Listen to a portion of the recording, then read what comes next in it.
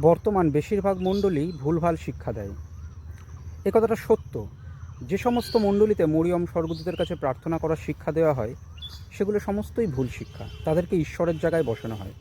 একটা মানুষ মানুষকে বলতেই পারে যে আমার জন্য প্রার্থনা করো, কিন্তু যারা পৃথিবীতে নেই, যাদেরকে আমরা দেখতে পাচ্ছি না, ঈশ্বর যাদেরকে পৃথিবী থেকে নিয়ে নিয়েছেন, বা যারা স্বর্গেই স্বর্গদূতরা, যাদেরকে আমরা সামনাসামনি দেখতে পাই না, যাদেরকে ফোন করার মতো, চিঠি লেখা জানানোর মতো কোনো সুযোগ নেই, যাদেরকে ঘরে বসে হয়তো চোখ বন্ধ করে আমাদের বলতে হচ্ছে যে আমার হয়ে প্রার্থনা করো, শুধুমাত্র ঈশ্বরের প্রতি এই কাজটি করা যায়। ঘরে বসে চোখ বন্ধ করে বা পৃথিবীর কোনো জায়গা থেকে স্বর্গদূত মরিয়মের উদ্দেশ্যে বলবো যে আমার হয়ে প্রার্থনা করো, এবং এই কাজটা বাইবেল অনুযায়ী পুরোপুরি ভুল। কিন্তু এই শিক্ষায় ভরে গেছে। মানুষ এখন যীশুখ্রিস্টের ছবি মূর্তির পুজো করে, যীশুখ্রিস্টের ক্রুশের পুজো করে, ওগুলোর সামনে চুম্বন দিচ্ছে, মাথা নত করছে, ফুলমালা পরাচ্ছে। বেশিরভাগ মণ্ডলীতেই ভুলভাল শিক্ষা দেওয়া হয়। বর্তমানে মণ্ডলীতে সঠিক শিক্ষা কম দেওয়া হয়, রসিকতা বেশি করা হয়। প্রচারক, পাস্টার, ফাদার যেই থাকুক, সত্য শিক্ষা, গভীর শিক্ষা কম, রসিকতা বেশি, হাসি মজা বেশি।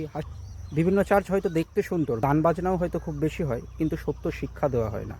বেশিরভাগ মণ্ডলীতেই ভুল শিক্ষা দেওয়া হয়। যারা পালক প্রচারকের দায়িত্ব আছে, তারা বেশিরভাগই সঠিকভাবে বোঝে না। তারা দাবি করে আমরা এত বছর প্রচার করেছি, এই করেছি, ওই করেছি, বাইবেল কলেজে পড়েছি, কিন্তু গভীরভাবে শিক্ষা দেয় না, গভীরতার মধ্যে ঢোকে না। সকলেই যে এরকম করে তা না। যারা গভীরভাবে করে তাদের সেই প্রচার শুনলে বোঝা যায়।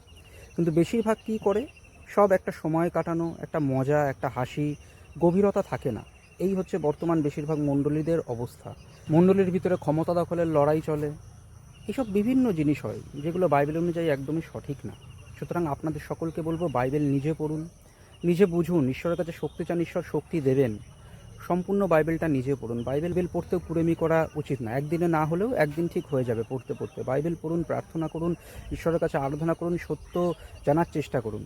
ইউটিউবেও অনেক সময় ভুলভাল প্রচার করা হয়, এই গোপন প্রার্থনা করলে এই হবে, ওই গোপন প্রার্থনা করলে এই হবে, সকলের মধ্যে সুস্থ হবে। এগুলো সব ভুলভাল প্রচার। সকলের ক্ষেত্রেই যে ঈশ্বর একদিনে সুস্থ করবে এরকম কোনো কথা নেই। অর্থাৎ একটা বিশেষ গোপন প্রার্থনা করলে যখনই প্রার্থনা করব তখনই সুস্থ হব, প্রত্যেকের ক্ষেত্রে ঈশ্বর সমানভাবে উত্তর দেবে, এরকম হয় না। অনেকের ক্ষেত্রে ঈশ্বর তাড়াতাড়ি উত্তর দিয়ে দিতে পারে, আবার অনেকের ক্ষেত্রে দেরিও করতে পারে। ঈশ্বর জানেন কেন কী করছেন। অর্থাৎ এই গোপন প্রার্থনা, ওই গোপন প্রার্থনা, এমন প্রচারেও ইউটিউবে ভরে গেছে। এসব শিক্ষা থেকে দূরে থাকুন, বাইবেল পড়ুন এবং সঠিক বিষয় জানুন।